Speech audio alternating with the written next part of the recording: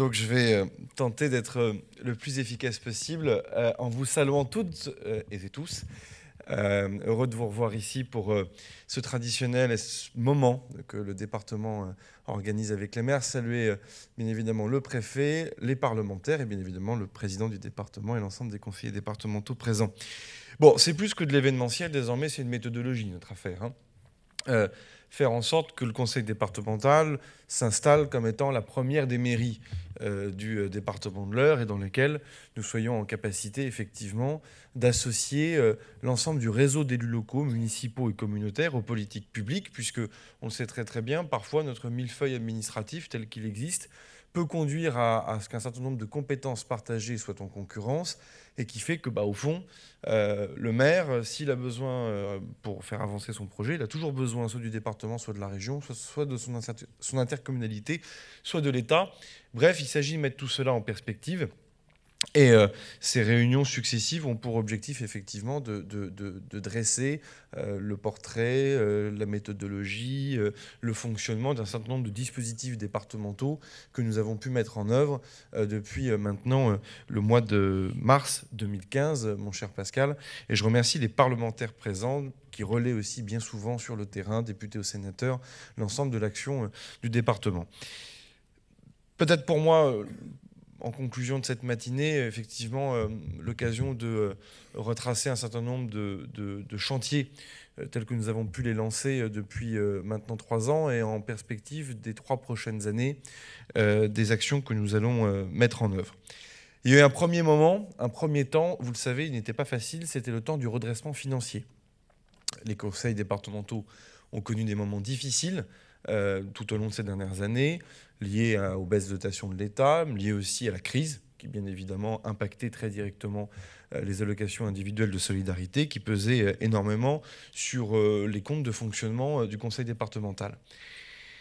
La restauration de ces marges de manœuvre, d'ailleurs, on la doit à un vice-président qui s'appelait Pascal Longre, puisqu'il était vice-président aux finances, à la commande publique et aux ressources humaines. Elle nous a permis de restaurer et de maintenir une capacité d'autofinancement importante, donc une capacité à investir, donc une capacité à vous aider très directement dans vos projets. Mais également, ces efforts importants, et les conseillers départementaux de la majorité, une partie d'ailleurs des conseillers départementaux de l'opposition, y sont attachés. Ces efforts nous ont permis de maîtriser la fiscalité, ou pour être plus exact et précis, de ne pas augmenter les impôts.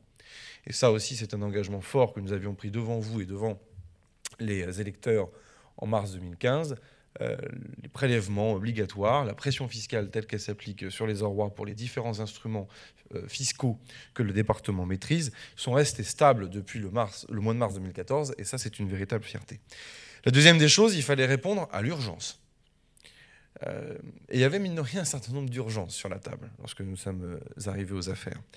La première des urgences, ça a été rappelé dans le petit spot qu'on vient de voir, ce sont les urgences en matière de sécurité, avec des expressions de besoins formalisées par les communes importantes en matière de vidéoprotection, par la communauté éducative dans les collèges ou dans les écoles, mon cher Benoît, la sécurité sur la route également, puisque le département gère quand même un réseau routier extraordinairement important.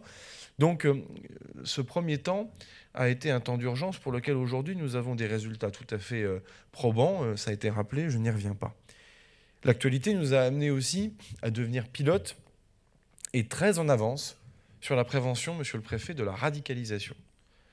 Quand je dis que nous sommes en avance et pilote, c'est que désormais le département de l'Eure, en France métropolitaine comme en Outre-mer, est le département le plus en avance, tant sur la formation des acteurs, que sur la détection des signaux faibles de radicalisation, que du traitement du signal faible en lien avec les services spécialisés de l'État. Je vous l'avais déjà dit une fois précédente, quand j'ai été élu président du conseil départemental, les rares fois où on m'a posé des questions par la presse nationale à l'époque à Paris, c'était sur le cadre du fameux Maxime Auchard. Je n'entendais pas à ce que le département de l'Eure ne fasse parler de lui-même que pour ces quelques individus qui ont quitté le territoire français pour trahir leur pays et partir sous le drapeau de l'État islamique en Syrie. Donc nous avons pris les choses à bras-le-corps et sachez et ayez en tête que cette question de la prévention de la radicalisation fait désormais partie des outils modèles qui se déploient de plus en plus en France dans d'autres collectivités départementales dont on s'inspire très directement ici. Il y avait aussi une autre urgence, et elle tenait beaucoup à nos convictions et à notre engagement politique, c'est bien sûr la restauration de la justice et de l'équité. Notamment de la justice et de l'équité dans l'accès aux allocations individuelles de solidarité. Je pense bien sûr à l'APA, la PCH et d'autres allocations, mais bien évidemment, l'allocation la plus célèbre et la plus saisissante en la matière, c'est bien sûr le RSA, le revenu de solidarité active. Que n'a-t-on entendu lorsque nous avons commencé à déployer une politique de lutte contre la fraude, une politique pour récupérer les indus, une politique qui permet de déclencher un certain nombre de sanctions. Moi, je veux juste partager avec vous un chiffre, puisqu'une fois de plus, vous m'avez souvent entendu dire ça, je dis d'ailleurs pareil aux habitants de mon canton à Vernon, je ne veux être jugé que sur une seule chose, les résultats. Ça tombe bien parce que les résultats, ça se chiffre dans la plupart du temps. 2 ans après le début opérationnel de ces opérations de lutte contre la fraude, 9554 personnes ont été contrôlées.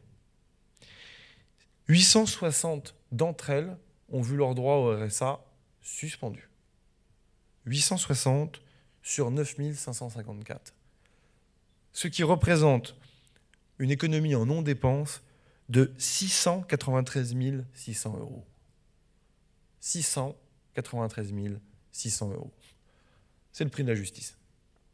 Et ça, nous l'assumons et nous continuerons nos efforts en la matière. Je souhaitais vous communiquer ce chiffre. Je l'ai fait récemment sur les réseaux sociaux. Mais une fois de plus, il nous faut mesurer ce que nous faisons, et y compris sur ces questions d'accès et de paiement au juste droit sur les allocations individuelles de solidarité, nous devons le faire. Sont venus ensuite les grands chantiers de modernisation, mais on ne va pas non plus se mentir puisqu'on est entre nous, les grands chantiers de rattrapage, pour lesquels il y avait un véritable retard dans ce département et pour lequel il nous fallait très vite apporter un certain nombre de réponses, notamment et souvent en investissement. Les routes, bien évidemment. Plan pluriannuel d'investissement, 125 millions d'euros, notamment sur le réseau secondaire, notamment sur les questions de sécurité routière, pour lesquelles il y a tant à faire dans le département, pour lesquelles on sait très très bien que pendant longtemps, le réseau secondaire, parfois, a pu être négligé au profit de grandes infrastructures.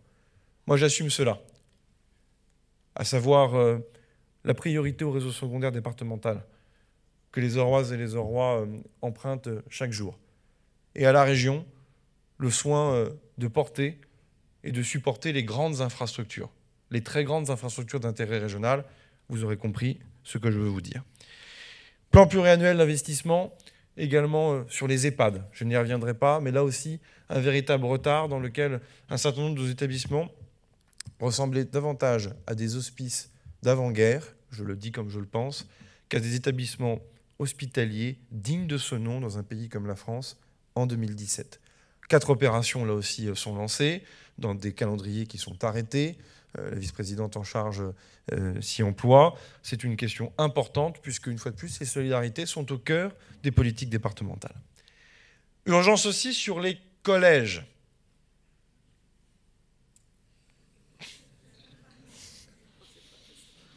Bon, on va s'en parler des collèges.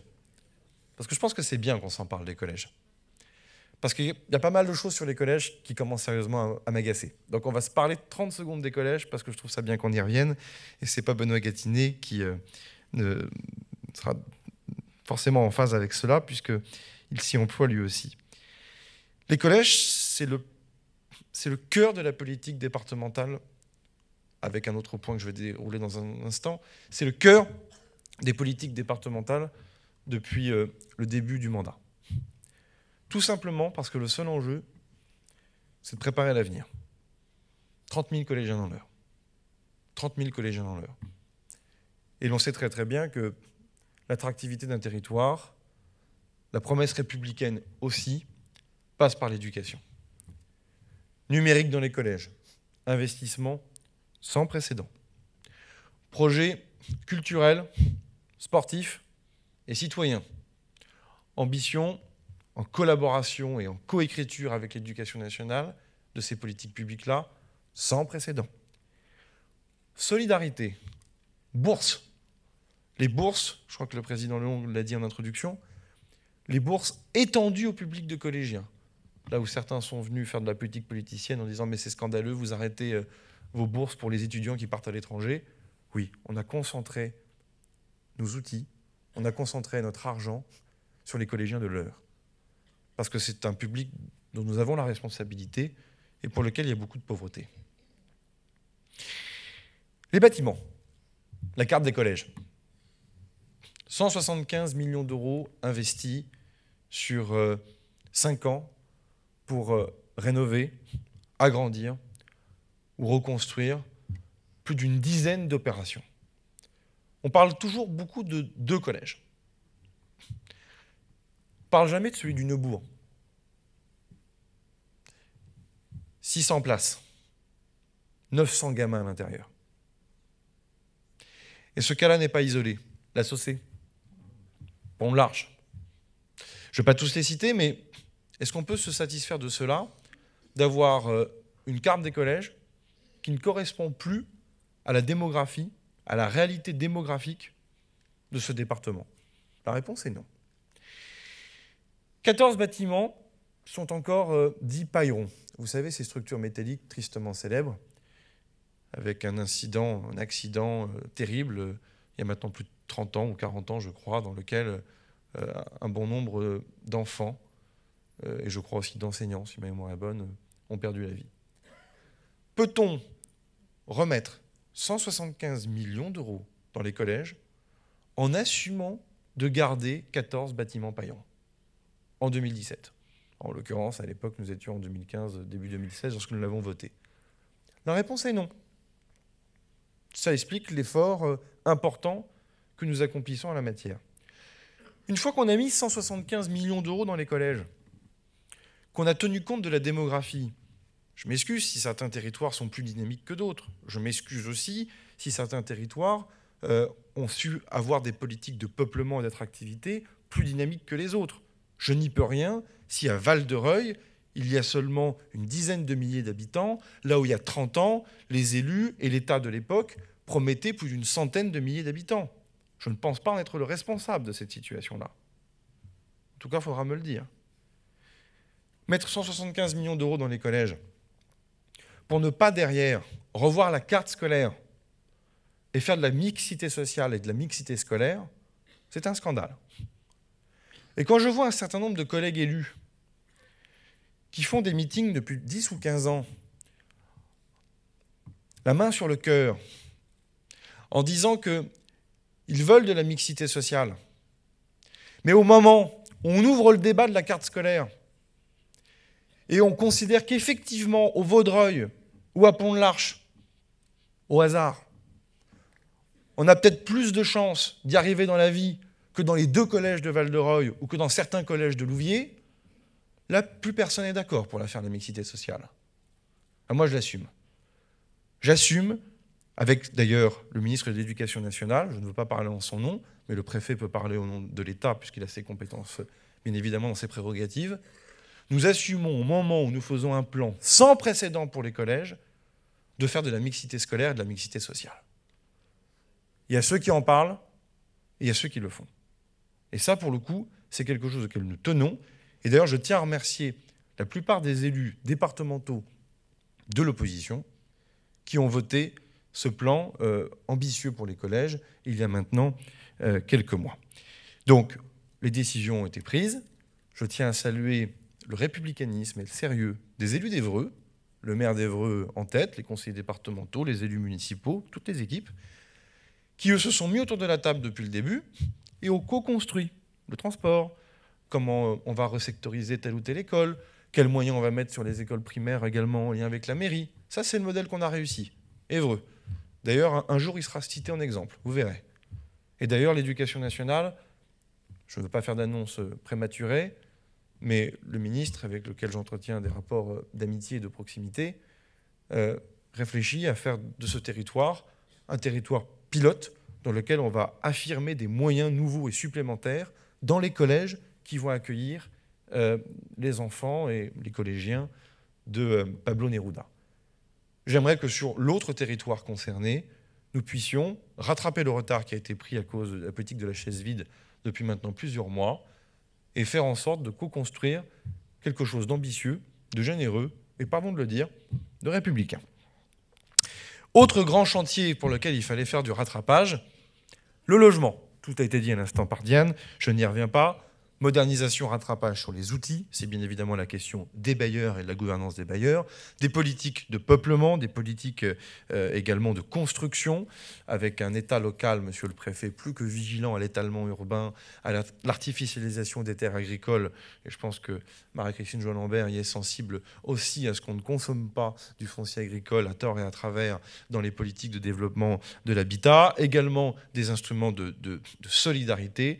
Et effectivement, nous avons assumé de faire des seniors, des personnes âgées, un pivot essentiel dans la hiérarchisation de nos moyens à mettre dans le maintien à domicile, qui est quelque chose d'avenir, je n'y reviens pas. Je pourrais également vous parler des chantiers qui ont été lancés au SDIS, dans le cadre aussi des solidarités, la modernisation de l'outil. Une fois qu'on a le rattrapage, on a préparé l'avenir, avec un certain nombre de choses que nous avons lancées, pas mal de choses qu'on vous a présentées ce matin, et encore quelques surprises pour l'avenir. C'est un département qui non seulement parfois a pris du retard, mais en plus, lorsqu'il rattrape son retard, a du mal à se plonger dans des perspectives de long terme et à adhérer à une véritable promesse d'avenir. Nous sommes, et j'assume cela, dans une véritable stratégie de compétition territoriale. Oui, est-ce que les entreprises, est-ce que les habitants, les nouveaux habitants, est-ce que demain ils viendront plutôt dans l'Eure, plutôt dans les Yvelines, plutôt dans le Calvados, plutôt en Seine-Maritime, plutôt dans Eure-et-Loire? Bon, bref, vous avez compris. Personne ne le dit, ça. Ça ne nous empêche pas d'entretenir d'excellentes relations avec nos voisins, avec les collègues élus voisins, comme j'imagine avec les collègues préfets alentours. Mais il y a quand même des enjeux de compétition territoriale. Il y a des enjeux d'attractivité territoriale. Qu'est-ce qui fait que ce département, dans 10 ou 20 ans, il est un département complètement dortoir de la région parisienne, ou au contraire, il est le premier département normand, avec beaucoup d'identité, avec un cadre de vie extraordinairement respectueux de celles et ceux qui y habitent. Mais en plus, on continue à affirmer notre ambition industrielle, on continue d'affirmer le fait qu'on peut créer de l'emploi et de la richesse sur ce territoire. C'est la seule question qui vaille. Alors il se trouve que les compétences départementales ont été revues par le Parlement précédent et le gouvernement précédent avec la fameuse loi NOTRe, mais ça ne nous empêche pas d'agir au titre des compétences du conseil départemental. Je vous en cite quelques-unes. Un, évidemment, cher Frédéric Duché, le numérique. Là aussi, l'effort de rattrapage, mais pas que de rattrapage, de modernisation, il est total. 98%, je crois, d'accès à un minimum de 8 mégas pour 2020. Jamais un calendrier aussi serré n'aura eu cours, si j'ose dire, dans un département. On le doit au Conseil régional, qui a accepté de financer un certain nombre de prises. On le doit à une meilleure hiérarchisation de nos travaux. On le doit aussi à du pragmatisme et à du bon sens, considérant que 8 mégas, parfois, c'est quand même mieux que rien, en sachant panacher d'un point de vue technologique entre le très haut débit et le haut débit. Ça, c'est fondamental pour vous tous qui êtes élus locaux. Vendre une maison dans laquelle vous avez ni l'eau ni l'électricité, c'est impensable. En 2017, bientôt 2018, vendre une maison dans laquelle il n'y a pas Internet, c'est tout aussi impensable. Et je ne parle même pas pour le monde économique. Transition économique, justement. Là, il y en a plusieurs, et nous avons fait un choix avec les conseillers départementaux, et je les en remercie, c'est de ne pas partir dans tous les sens, et de cibler quelques combats précis, en se disant on va y mettre le paquet, y compris financièrement. Je regarde le maire de Bernay, parce que j'ai eu cette conversation avec lui il n'y a pas très longtemps, en ne partant pas dans tous les sens, et en se disant voilà, on fait des vrais paris de politique publique, puis on évaluera ça, et on verra bien ce que ça va donner. Quelles sont les pistes? Un, ça vous a été présenté ce matin, évidemment les centres-bourgs. Les centres-bourgs, c'est le début de tout dans un département comme le nôtre. La principale ville n'est pas non plus une ville métropole, c'est Évreux. Tout de suite après, c'est Vernon et Louviers. Donc globalement, on le voit bien, l'ensemble de la stratégie d'aménagement du territoire départemental, elle repose sur les bourgs moyens ou les bourgs de petite taille. Et dans les bourgs, on y retrouve des problématiques de logement et d'habitat. On y retrouve bien évidemment des problématiques économiques, puisque souvent les premiers producteurs de richesse, y compris de fiscalité pour vous les élus, ce sont bien sûr les commerçants, ma chère Stéphanie. Et ça, c'est quelque chose sur lequel nous nous sommes attachés. Je n'y reviens pas parce que ça vous a été largement présenté, je le crois, ce matin. Mais là, je vous invite à prendre ces outils que nous vous proposons, notamment en lien avec l'établissement public foncier de Normandie, pour arriver à avoir une véritable politique ambitieuse de revitalisation des centres-bourgs avec des opérations sur mesure, ciblées, qui permettent de renouer avec une attractivité parfois connue d'antan. Deux, j'ai cité Marie-Christine Jean-Lambert il y a un instant, nous n'abandonnons pas nos ambitions en matière d'agriculture. Pas parce que la loi NOTRe nous prive d'un certain nombre d'outils par rapport au monde d'avant que nous avons disparu du secteur et du champ agricole. Ne serait-ce que sur nos politiques justement d'urbanisation, ne serait-ce que sur nos politiques d'animation. Le Conseil départemental sera encore extraordinairement présent au prochain salon de l'agriculture au mois de février prochain, et que nous sommes aussi très présents sur à la fois les circuits courts, assurer un débouché des matières premières agricoles départementales, mais également les petits investissements ô combien nécessaires pour la profession. Nous n'avons pas non plus disparu de l'immobilier d'entreprise. Si nous ne pouvons plus faire d'aide directe aux entreprises, la question du foncier disponible dans l'heure, que l'on soit en milieu urbain comme en milieu rural, reste quelque chose d'important. Je ne reviens pas non plus aux stratégies d'insertion de nos bénéficiaires du RSA, pour lequel, là aussi, nous avons une spécificité bien française, auquel le président de la République d'ailleurs est en train de répondre, et c'est heureux, c'est que la croissance peut revenir sans que forcément elle ne crée d'emplois. C'est un enjeu aussi dans l'heure où nos entreprises peuvent à un moment donné de nouveau avoir des carnets de commandes qui se remplissent, sans pour autant trouver des demandeurs d'emploi formés, qualifiés, dans des filières structurées sur le département. Là aussi, c'est tout ce que nous faisons. Transition territoriale. Et là, je ne serai pas beaucoup plus long, mais c'est là-dessus que je vais m'arrêter juste 30 secondes pour vous faire comprendre, au fond, quel va être le fil conducteur jusqu'à la fin du mandat. Vous l'avez compris, urgence financière et sécuritaire, rattrapage, notamment sur de l'investissement lourd, mais pas que, transition, ce qu'on a déjà commencé et ce qui va continuer à dérouler. C'est bien sûr la question territoriale. Je m'explique et j'y reviens. Je vous parlais de compétition territoriale il y a un instant.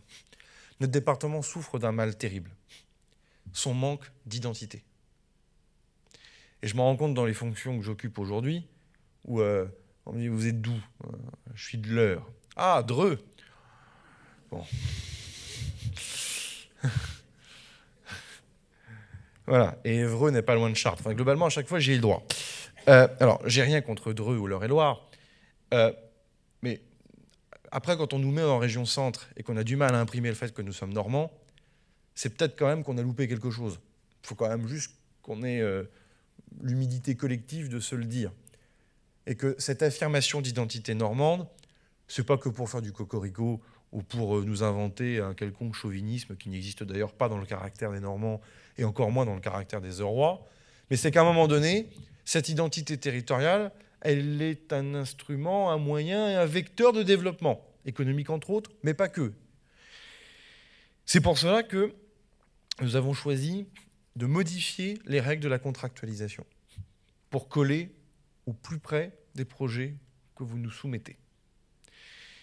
Les costumes sur mesure, coupés depuis le conseil départemental à Évreux, coupés avec qualité, cela va sans dire, je le dis pour les services qui s'en occupent, mais que l'on envoie à Brionne, à Bernay, à Vernon, à Gisors, au Neubourg, où vous voulez, à Yville ou à Gamache, par exemple. Pas besoin d'être grand clair pour comprendre que la stratégie de développement de Broglie n'est pas celle de Lyons-la-Forêt. Au sein même d'un département de 600 000 habitants, pas besoin d'être grand devin pour comprendre qu'on doit davantage repartir du territoire plutôt que de partir de nos propres logiques départementales. sans abandonner toutefois les priorités départementales et aller à la rencontre des deux. C'est tout le travail que Frédéric Duché a commencé à faire avec un certain nombre de ses collègues conseillers départementaux pour justement arriver sur chaque territoire. Et la vraie nouveauté, monsieur le préfet, on vous le doit, en véritable lien avec les outils d'investissement de l'État, DETR, TSIL, pour ne citer que ces deux instruments, pour arriver à avoir de véritables effets de levier à l'heure où vous faites des choix pour la fin de votre mandat municipal en matière d'investissement. Le marketing territorial, comme on dit, la capacité à marketer l'heure, à parler d'identité euroise, elle va passer aussi beaucoup par ce que nous sommes historiquement, à savoir une terre culturelle dans laquelle nous avons de grands sites touristiques et ou culturels. Le succès de l'opéra de Champ de bataille de juin dernier l'a démontré, la saison remarquable de Giverny l'a démontré, je pourrais en citer encore beaucoup d'autres. Il y a bien évidemment, y compris autour de l'événementiel culturel, le rock, etc., quelque chose à construire d'encore plus sérieux pour les années qui vont venir, Alexandre, en matière d'arguments de bien-être roi autour de la culture. Ce qui est vrai de la culture est également vrai du sport. Ce qui est également de la culture et du sport, chère Martine, est vrai du patrimoine, pour lequel, on le voit bien, les outils que vous avions présentés il y a maintenant plus d'un an et demi, Mon patrimoine, mon amour, sont des outils qui fonctionnent du tonnerre de Dieu, dont vous êtes emparés, et je vous en remercie, puisqu'on voit bien que la rénovation du patrimoine eurois est quelque chose qui nous rappelle notre cœur normand. Et puis, bien évidemment, il n'y a pas d'identité territoriale, il n'y a pas de promesse pour l'avenir si on ne prend pas soin de la jeunesse. Alors, je vous ai parlé des collégiens, mais il y a bien évidemment toutes celles et tous ceux, jeunes Euroises et Eurois, qui sortent du lycée et vont continuer leur vie d'étudiants, d'apprentis, en formation professionnelle, directement dans la vie active, dans une vie associative. Et au fait, on voit bien que ce jeune roi-là, qu'il habite à la Madeleine, à Évreux, au Valmeux, à Vernon, ou dans un lotissement pas loin de Broglie ou de Breteuil-sur-Iton, ils ont tous un point commun, ces jeunes-là. C'est un département dans lequel, c'est ainsi, puisqu'il est rural, et même quand il est urbain, il est plutôt périurbain, c'est un département dans lequel, lorsqu'on n'a pas accès aux mobilités, avec un S, on n'a aucune chance de s'en sortir. Les mobilités sous toutes ses formes. J'ai déjà parlé du numérique, je n'y reviens pas. Le numérique est un accès à la mobilité, cela va sans dire. Mais il y a la mobilité physique. Et quand on n'a pas son permis de conduire dans l'heure, on a peu de chances d'avoir une vie professionnelle, et même une vie amoureuse d'ailleurs. Bon, changer de village quand même.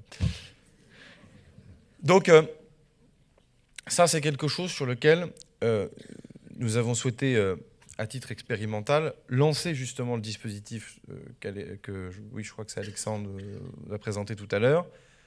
L'État propose déjà des outils pour passer son permis de conduire, des prêts à taux zéro. Pas mal de banques proposent déjà un certain nombre d'outils pour le faire. Mais une fois que vous avez votre permis, si vous n'avez pas la voiture qui va avec, bah vous n'avez aucune chance de vous en sortir toujours. Parce que pour avoir une vie amoureuse, avoir le permis de conduire ne suffit pas. C'est le dispositif des 3000 prêts à taux zéro, pas des subventions, puisque je considère et nous considérons collectivement que la responsabilisation du citoyen passe par un coup de pouce, mais pas par un chèque cadeau. Une aide à la trésorerie, un coup de main pour acheter son véhicule sans frais financiers et avec de la bienveillance sur le calendrier de remboursement, c'est déjà un sérieux coup de pouce dans la vie et ça permet d'acheter son véhicule. Ça, c'est quelque chose aussi sur lequel nous vous demandons de l'aide, mesdames, messieurs les maires. Sans publicité de ces outils de votre part dans vos communes respectives, ça ne fonctionnera pas. C'est-à-dire qu'on peut élaborer des outils performants depuis Évreux. Si vous-même, vous n'en faites pas la promotion, si vous-même, vous n'en êtes pas les ambassadeurs dans vos villages, par définition, ça ne pourra pas fonctionner. Et ça, c'est quelque chose d'assez unique comme dispositif, puisque ça se cumule bien évidemment avec les dispositifs pour l'aide du permis de conduire. Nous continuerons de travailler sur les mobilités, qu'elles soient douces, la Seine à vélo d'ailleurs en est l'exemple, ou les mobilités plus dures, si j'ose dire, contraint de doux. Mais je pense que, et nous en sommes persuadés, cela constitue de véritables pistes de nouveautés qui permettent aussi de garder la jeunesse sur notre territoire, comme d'ailleurs les incitations fiscales que nous avons imaginées pour les commerçants, permettre aux commerçants de rester dans les centres-bourgs. Là aussi, les centres-bourgs constituent aussi les pôles de mobilité évidents. Voilà, j'étais un peu long, mais je voulais redresser quelques perspectives pour l'avenir, puisque c'est désormais mon rôle. En terminant, j'ai encore 2-3 choses à vous dire plus personnelles. La première, c'est vous dire toute la reconnaissance que j'ai toujours eue, mais que j'ai encore plus aujourd'hui pour celui qui m'a remplacé, Pascal, puisque ce n'était pas chose facile. Une nomination au gouvernement est quelque chose de soudain, non préparé. Donc, par définition, le fait de devenir président du conseil départemental a été quelque chose de soudain et non préparé. Et qu'il y a du pain sur la planche pour incarner, bien évidemment, cette collectivité. Pascal le fait remarquablement bien depuis le mois de juillet dernier. Il le fait non seulement parce qu'il est le patron de l'administration départementale, 2500 agents. Il le fait non seulement parce qu'il incarne publiquement la parole du département, mais il ne le fait pas que dans l'heure. Il le fait aussi dans le cadre des grandes instances régionales, le G6 par exemple, ou la relation à l'État. Et que, pour le coup, je vous l'avais dit, c'est une équipe qui a été mise en place au département en 2015, une équipe très diverse, avec des gens qui viennent d'horizons très différents, ont des idées personnelles, philosophiques, politiques très différentes, ont des territoires aussi très marqués par les différences, mais que tout cela fonctionne bien, et c'est ma vraie grande fierté d'ailleurs, sous la houlette de Pascal et des autres élus, de faire qu'au fond, cette nomination au gouvernement n'a entraîné aucune rupture dans les politiques publiques telles qu'elles sont menées, n'a entraîné aucun retard, je me dois de vous le dire, c'est la moindre des choses, dans les projets que nous menons. Et vous le voyez, avec cœur et passion, puisqu'au fond, ce sont mes mandats locaux qui me donnent le cœur et la passion, j'aime à me retrouver ici avec vous et le plus souvent possible. Bonne journée et bon appétit à tous.